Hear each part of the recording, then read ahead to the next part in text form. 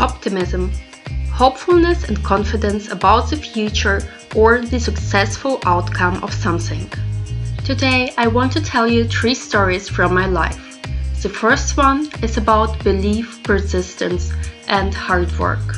I was born in Ukraine. My family immigrated from Ukraine to Germany when I was 10 years old. We came there as most East Europeans who came to West with the hope to get a better life one day. When I was a teenager, my class had a school trip to England. When we visited Cambridge, I was absolutely fascinated by this place. When we walked through King's College, my only thought was, this is the place where I want to study one day. I asked my friend to take a picture of me in King's College court as a personal reminder for myself of what I want to achieve. At that time, even the idea of studying in Cambridge was so much out of reach that it was just ridiculous. I don't think that I've even told it to anyone. Everyone would have made fun of me. The kid from a poor immigrant family who wants to study in Cambridge.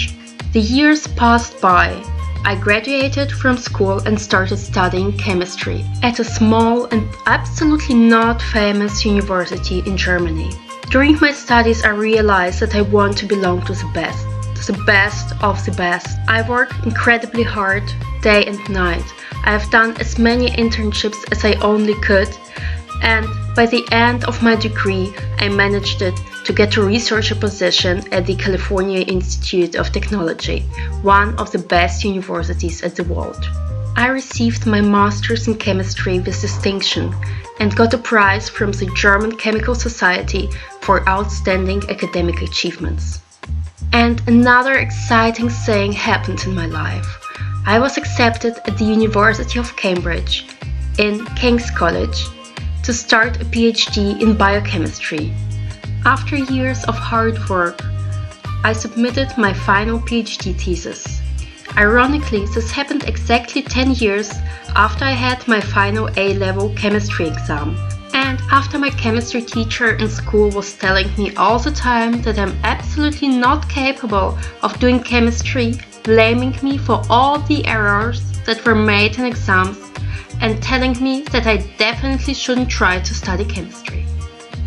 Well, I didn't listen to him. The moral of the story? Don't let others decide about your life, your abilities and your skills.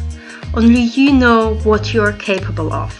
In total, 15 years after the picture of this teenage girl who dreamed to study in Cambridge was taken, I received my PhD in biochemistry from the University in Cambridge and took a picture at the same place in King's Court.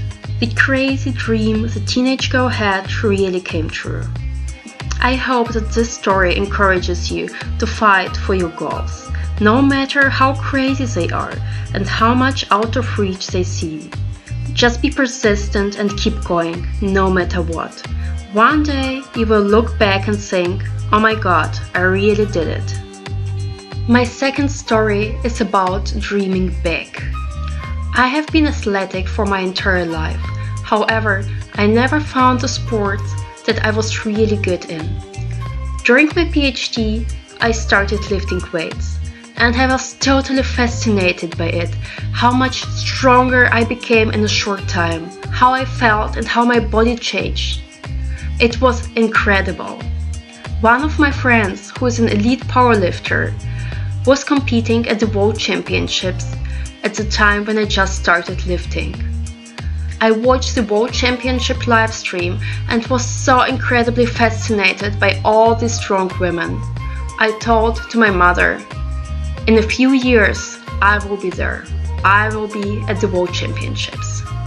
This dream was at least as crazy as the dream of this teenage girl who wanted to study in Cambridge.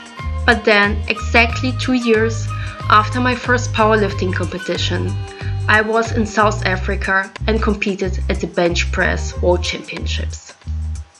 My third story is about failure.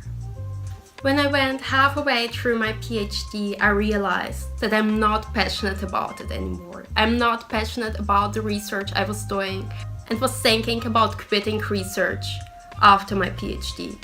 I felt like I'm giving up. And I never give up.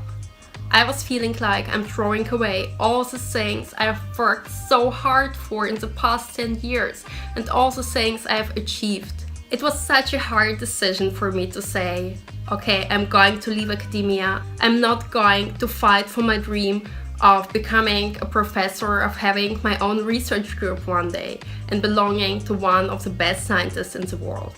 It was one of the hardest decisions I made, but I wasn't passionate about it anymore. I couldn't continue doing it. Just after I finished my PhD and had no idea what should I do, I woke up every morning with a terrible feeling. But I kept on telling myself every day, again and again, it will get better. Everything will be good in the future. Now, about 1 year later, I do 3 things I'm truly passionate about. I have my own company and I coach people and help them to feel better, to get stronger and healthier. Helping people, which was a big passion of mine for my entire life. That's why I became a scientist, because I wanted to discover new drugs that will help people to cure terrible diseases like cancer. But then I realized curing cancer isn't really the problem. If the people feel really bad every day, if they don't believe in themselves, if they feel bad in their bodies.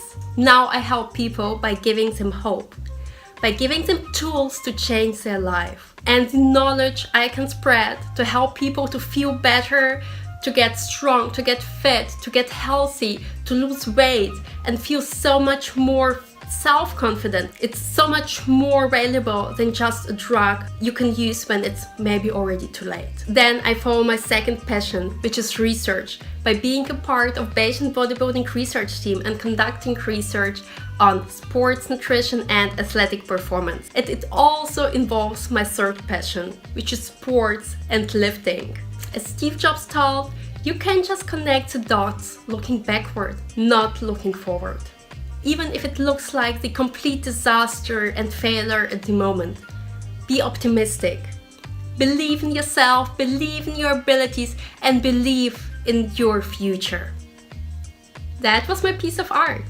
And at the end, I would love to thank you, Ivan, for all the motivation, all the content you put out there. It's an essential part of my morning routine. It's what keeps me going every day and motivates me to do my best.